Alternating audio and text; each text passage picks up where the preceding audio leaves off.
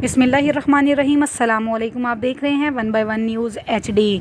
खबर शामिल करते हैं। तारिक महमूद कंबो से कसूर थाना ए डिवीज़न के इलाका से गिरफ्तार 2 डाकुओं के साथियों की गिरफ्तारी पर पुलिस के छापे। कुल 3 इंतहाई ख़तरनाक मुलजिमान गिरफ्तार, जबकि 1 डाकू पुलिस मुकाबले के दौरान हलाक और 1 पुलिस एहलकार ज़ख्मी। कसूर थाना ए डिवीज़न पुलिस के इलाका में शाम के वक्त शॉप रॉबरी के दौरान पुलिस ने डाकुओं को रंगे हाथों गिरफ्तार कर लिया। मुलजिमान की शिनाख्त बिलाल सकना नज़ामपुरा और शाहनवाज सकना गोहर जागीर के नाम से हुई।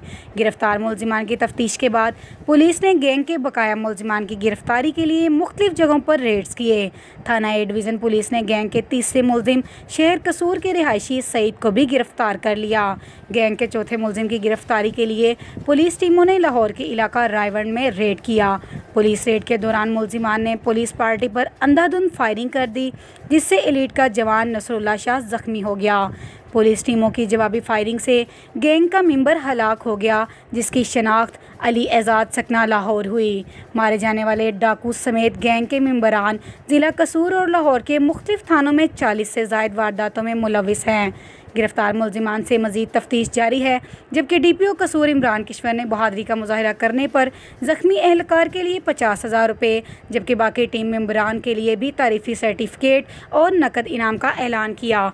मजीद खबरों के लिए देखते रहिएगा हमारा चैनल 1 बाय 1 न्यूज़ HD।